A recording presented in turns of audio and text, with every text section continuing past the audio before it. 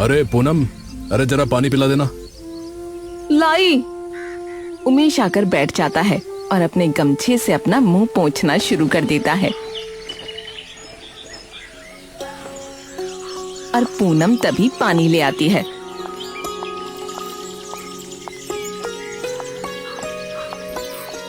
ये लीजिए। उमेश पानी पीकर ग्लास नीचे रख देता है।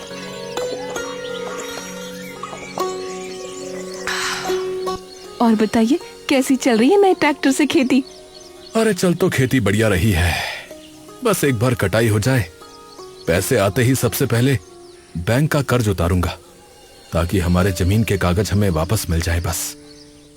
सच में? मुझे तो उसी की चिंता रहती है। पर अब की बार फसल अच्छी हरी भरी दिख रही है भगवान की दया से। बस 1 महीना और रह रहा है कटाई में, तब तक सारा सब कुछ ठीक रहे बस। अरे बस और क्या, भोलेनाथ का नाम जपते रहो, बाकी सब ठीक ही होगा। अगले दिन उमेश और पूनम आरती की थाल ले सुबह सुबह मंदिर पहुंचकर पूजा करने लगते हैं। जय भोलेनाथ, हर हर शंभू, ओम नमः शिवाय। हर हर महादेव। उमेश और पूनम अपने जग से थोड़ा सा दूध निकालते हैं और श्रद्धा से शिवलिंग पर अर्पित कर देते हैं और बाकी का बचा सारा दूध बाहर बैठे गरीबों में बांटने लगते हैं। तभी उस भीड़ में खड़ा एक संत उन्हें देखकर मुस्कुराने लगता है।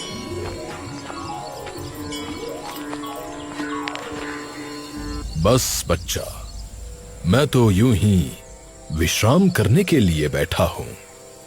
अच्छा, वैसे यदि तुम बुरा न मानो तो तुमसे एक बात पूछ सकता हूं? जी जी पूछिए बाबा जी। मैं तुम्हें देख रहा था कि तुम मंदिर आए और अपने बर्तन से थोड़ा सा दूध निकालकर शिवलिंग पर अर्पित किया और बाकी का दूध गरीबों में बांट दिया। पर क्यों? कोई और होता तो सारा दूध अर्पण करता, ये सोच के कि महादेव प्रसन्न होंगे। देखिए महादेव जी, मेरा ये मानना है कि महादेव को कब से मात्र दूध की लालसा होने लगी। महादेव ये थोड़े ही देखते हैं कि किसी के कलश में दूध कितना है, वो तो बस ये देखते हैं कि उस व्यक्ति के मन में उनके लिए कितना प्रेम है। तो क्यों ना थोड़ा बहुत दूध उन्हें अर्पित करके उन्हें दे दिया जाए जिन्हें आवश्यकता है। क्या हुआ बाबा जी? देखो, ये बात कितनी सरल है, परंतु समझता इसे कोई भी नहीं बेटा। ये सुनते ही उमेश और पूनम भी मुस्कुराने लगते हैं। तुम प्रतिदिन ही गरीबों में इस प्रकार दूध बांटते हो? जी बाबा, हम भी गरीब ही हैं, तो जितनी हैसियत है उतना ही कर पाते हैं। काहे ढूंढे सुख तू धन में, ढूंढ करुणा अपने मन में, और पाल ले सुख तू इस जीवन में। पुत्र, सुकून धन से नहीं, दया से आता है, समझ से आता है। भगवान ऊपर बैठे सब देख रहे हैं। जो भी हो रहा है किसी वजह से हो रहा है, ये स्मरण रखना।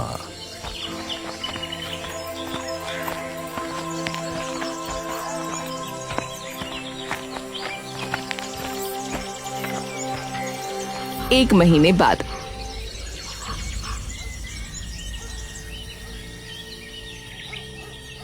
फसल की कटाई का समय अब बस कुछ ही दिन दूर था। अब बस कुछ दिन और दूर, फिर हमारे सिर पे से सारी चिंताएं हट जाएंगी। सच में? उसी रात उमेश और पूनम उस भयानक गरज में एकदम शांति से सोते रहते हैं।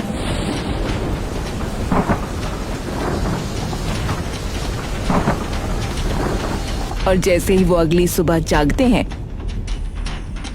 उनकी पूरी दुनिया मानो उलट पुलट जाती है। अपनी मेहनत से सींची उन फसलों का ऐसा हाल देख उमेश और पूनम चूर चूर हो जाते हैं।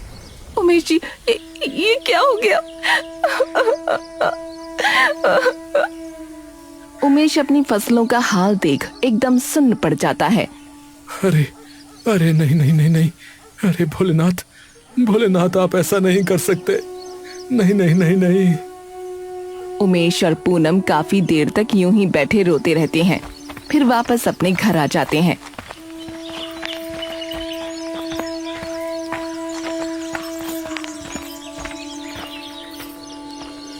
उमेश और पूनम चुपचाप अपने घर पर बैठे हुए हैं। अब क्या करेंगे? अब तो बस भोलेनाथ ही हमारी सहायता कर सकते हैं, अब उन्हीं का ही आसरा है। कुछ महीने यूं ही बीत जाते हैं, लेकिन उमेश और पूनम के हालात उनके खेत के बर्बाद होने से अब एकदम खराब हो जाते हैं। तभी एक दिन पूनम बाहर खड़ी कपड़े सुखा रही होती है कि तभी उसे दिखता है कि दूर से एक सफेद सी गाड़ी आ रही है। गाड़ी उमेश के घर के सामने रुकती है, जिसके अंदर से 2 सरकारी अफसर बाहर आते हैं। अब ये लोग कौन हैं? उमेश जी घर पर हैं? अभी बुलाती हूँ। पूनम अंदर जाकर उमेश को बुला लाती है।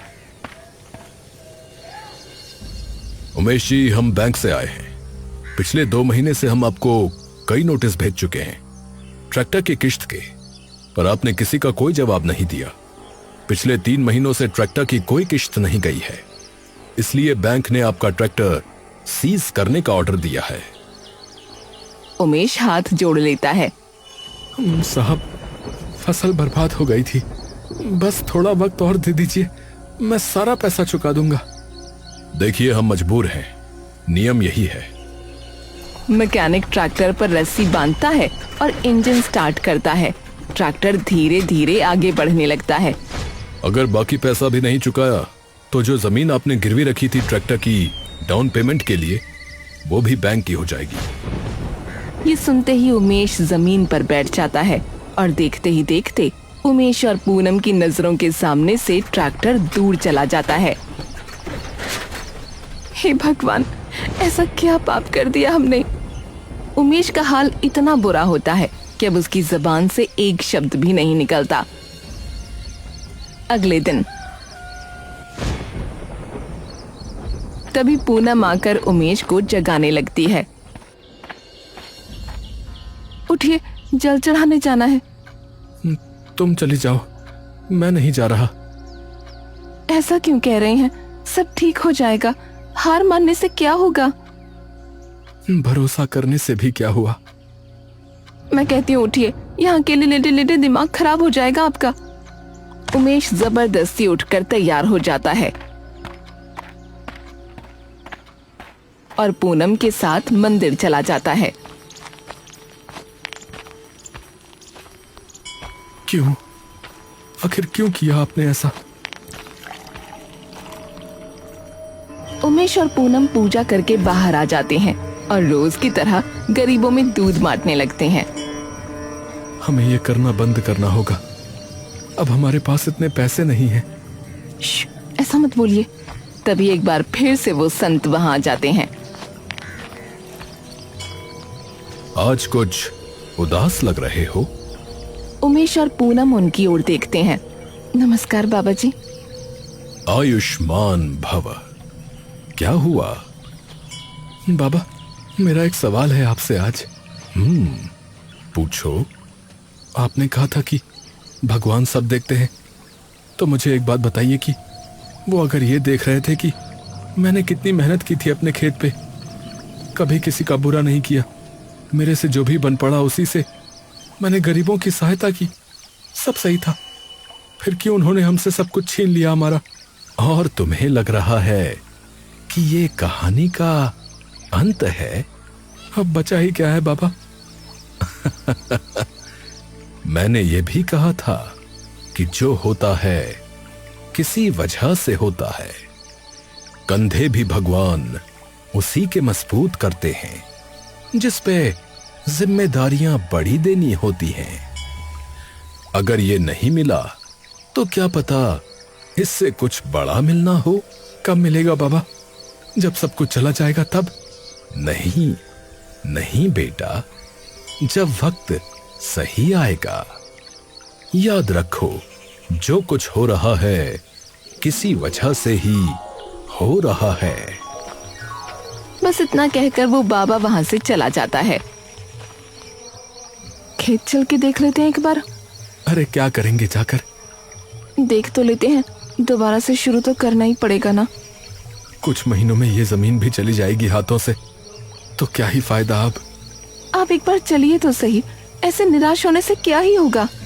पूनम उमेश को जबरदस्ती उसके खेत में ले जाती है जो पूरी तरह से बंजर हो चुका होता है। लेकिन तभी उन्हें दिखता है कि उनके सूखे खेत में एक गाय लेटी हुई है। ये गाय हमारे खेत में क्या कर रही है? पूनम और उमेश जल्दी से उस गाय के पास जाते हैं। अरे ये तो भूखी और प्यासी लग रही है। इसे घर लेके चलते हैं। हाँ हाँ चलो चलो।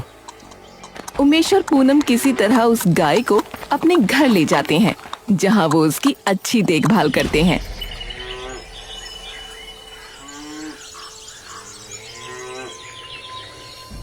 इसे रख नहीं सकते हम। क्यों नहीं रख सकते? और कहाँ छोड़ के आएंगे? अरे ऐसे कब तक रखेंगे? इसके रहने के लिए गौशाला बनानी होगी और फिर इसे यहाँ रखने में बहुत खर्चा भी होगा। इसके चारे का खर्चा, और अगर इसे दिक्कत आई तो डॉक्टर का खर्चा। गाय को पूजा जाता है और आप इसे छोड़ के आने की बात कर रहे हो? मैं कहीं नहीं छोड़ के आने वाली इसे, ये यहीं रहेगी। गौ माता का निरादर नहीं करने वाली मैं। अरे पर तुम समझ क्यों नहीं रही? आपको क्या हो गया है? माना बुरा वक्त चल रहा है, पर इसका मतलब ये थोड़ी है कि इंसानियत बिल्कुल खत्म कर लोगे आप। उमेश कुछ नहीं बोल पाता। उसी शाम पूनम और उमेश अंदर शांति से काम कर रहे होते हैं कि तभी उन्हें उसी गाय की आवाज आती है। इसे क्या हुआ? उमेश और पूनम बाहर जाकर देखते हैं।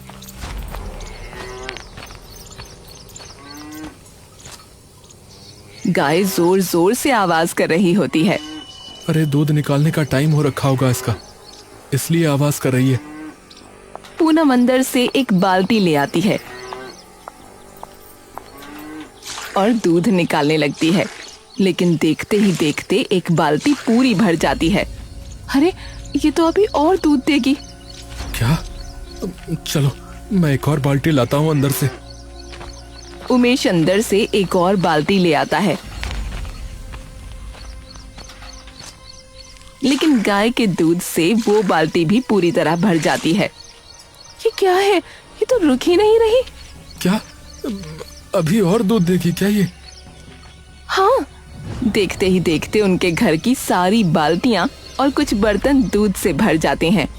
पूनम और उमेश इतना सारा दूध देखकर दंग रह जाते हैं। ये कैसे हो सकता है? अरे एक गाय में इतना सारा दूध कैसे हो सकता है?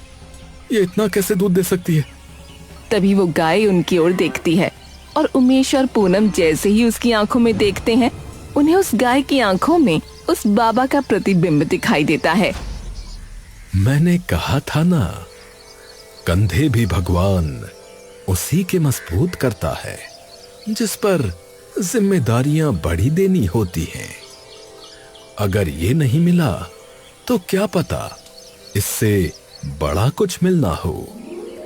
ये सुनते ही उमेश और पूनम कुछ देर के लिए स्तब्ध रह जाते हैं। ये तो चमत्कार हो गया। उमेश की आंखें एकदम से मानो शर्म से झुक जाती हैं। हे भगवान, पूनम, मैं ये क्या करने जा रहा था? मैंने ये गाय, जो कि शायद खुद महादेव ने हमें भेजी है, मैं उस भेंट को ठुकराने वाला था। मैंने भोलेनाथ पर, हमारे भोलेनाथ पर सवाल उठाए। पूनम, मैं कहां से इस भेंट के लायक हुआ? संभालिए खुद को। अब तो आपको गलती का एहसास हो गया ना, तो अब इस भेंट को स्वीकारिए ना। पूनम और उमेश जाकर अपनी गाय के पैरों में अपना सर झुका लेते हैं। मुझे माफ करना गौ माता, मुझे माफ करना। अब इस दूध से हम अपनी दुकान शुरू कर सकते हैं, दूध की। और बाकियों से कम दाम पर देंगे दूध, जिससे कई लोग भी आएंगे। हाँ, और पनीर भी बेचेंगे। और अलग से दुकान भी खरीदने की जरूरत नहीं है। ये काम तो हम अपने घर से भी कर सकते हैं। पर उससे पहले इसका नाम भी तो रखना होगा कुछ। इसका नाम चंदा रखेंगे।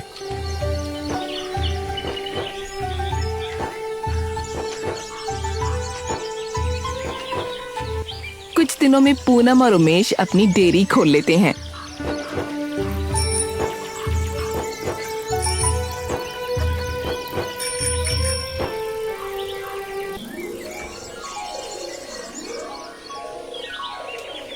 सुबह से बस कुछ ही लोग आए हैं, तभी सामने से उमेश के कुछ दोस्त आ जाते हैं।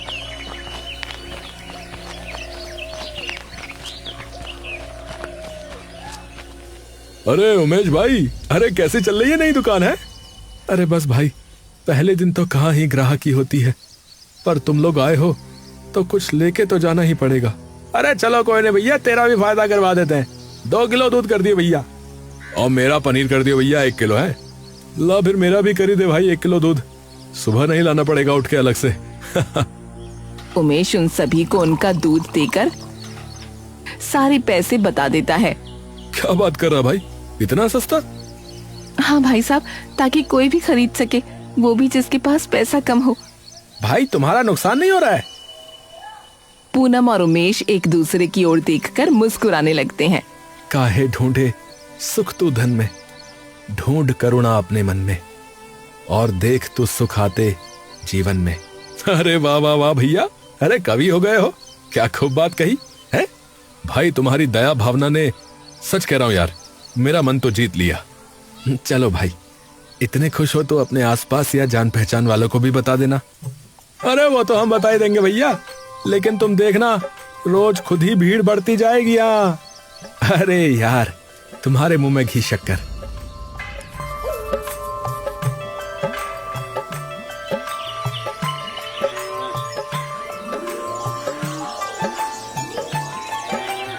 हे गौ माता, अपनी कृपा यूं ही बनाए रखना। कुछ ही दिनों में देखते ही देखते उनकी दुकान का नाम पूरे गांव में छा जाता है। ए, तो दूध कहाँ से लेती है री? मैं तो हमारा वो दूधिया है ना, वही देने आता है। अरे इन्हें छोड़, तू भी चंदा डेयरी से दूध ले लिया कर, आधे से भी कम दाम पर देते हैं, और वो भी एकदम शुद्ध, बिना मिलावट का। अच्छा ले, तो फिर मैं कल ही मना करती हूँ अपने दूधिया को, उनके दूध में तो आधा पानी ही मिलता है। अरे भाई, खरा दूध दिया, बिल्कुल खरा दूध। हाँ, वरना तो सारा मिलावट वाला दूध लेना पड़ता था। वहीं पास खड़ा एक गरीब इंसान भी बोल पड़ता है। अब भैया, और अब तो हम भी रोज दूध खरीद सकते हैं। आपका बहुत बहुत धन्यवाद भाई। अरे सब भोलेनाथ का आशीर्वाद है भाई, मैंने कुछ नहीं किया। कुछ महीनों बाद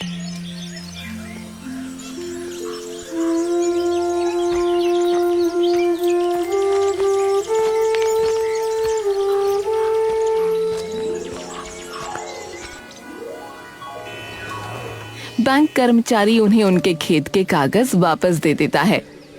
धन्यवाद। उमेश और पूनम अपने घर के कागजात लेकर वापस चले जाते हैं।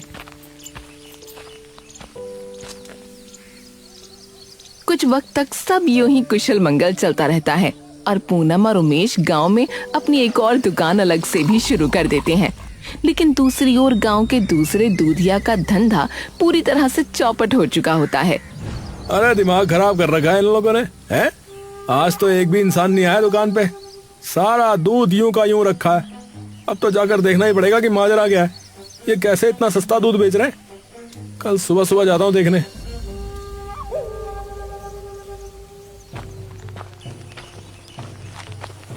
नाथू अगली सुबह होते ही उनके घर के बाहर जाकर छुप जाता है, जहाँ एक लकड़ी का तबेला बना है जिसमें उनकी गाय बंधी होती है।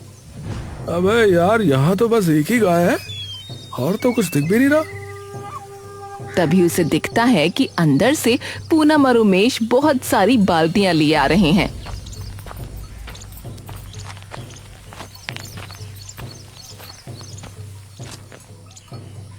ओ भाई, ये क्या है? इतनी सारी बाल्टियां क्यों लेकर जा रहे हैं यार ये लोग?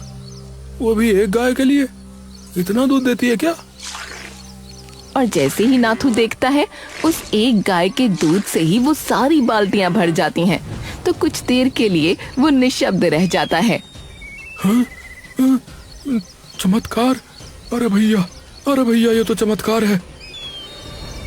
नाथू ये सारी चीजें देखकर वापस चला जाता है।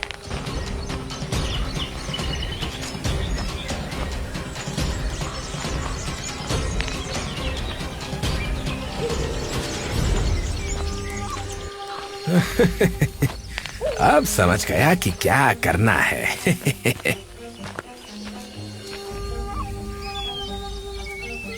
दोपहर होते ही नाथू देखता है उमेश और पूनम घर छोड़कर दुकान आ चुके होते हैं। तब नाथू चुपके से उनके घर जाता है,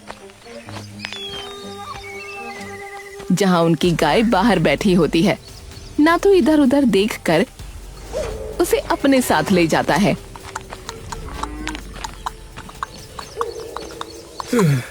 अब इस गाय को ऐसी जगह छुपाऊंगा कि किसी को भी समझ नहीं आएगा कि कहाँ गई। ये गाय तो इतना दूध देती है कि 4 दुकान खोल लूं दही दूध की।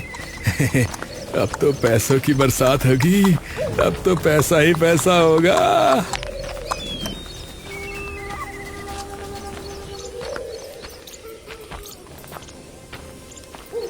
वहीं दूसरी ओर जब पूनम और उमेश शाम को घर आकर देखते हैं कि उनकी गाय वहां नहीं है, तो दोनों के होश उड़ जाते हैं।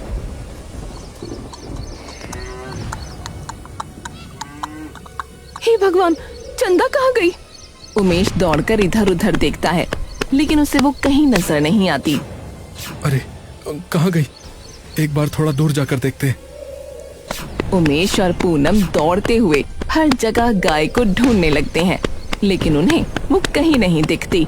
अरे कहाँ गई? कहीं भी नहीं दिख रही। तभी सामने से 3 गायें चलती हुई आती हैं।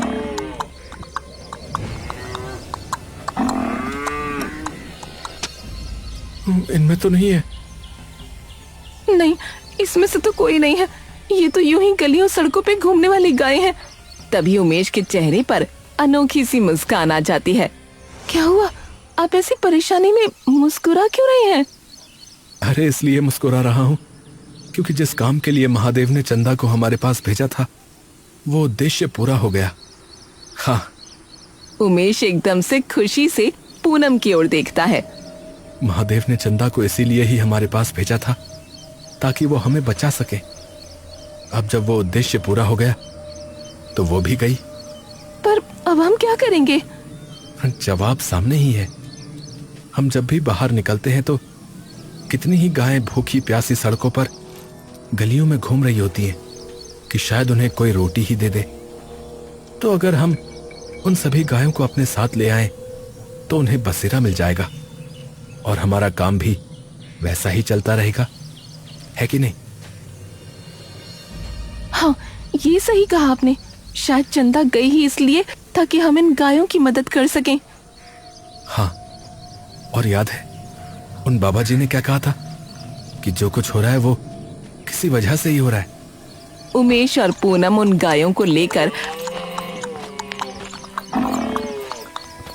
अपने घर चले जाते हैं।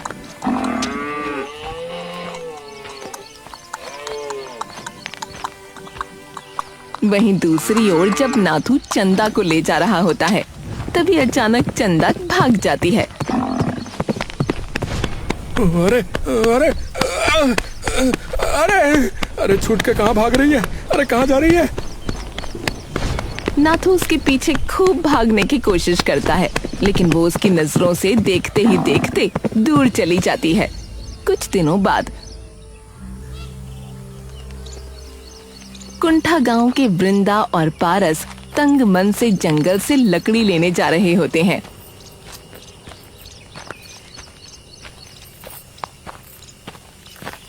कब तक यूं ही लकड़ी बेच बेच के काम चलाएंगे?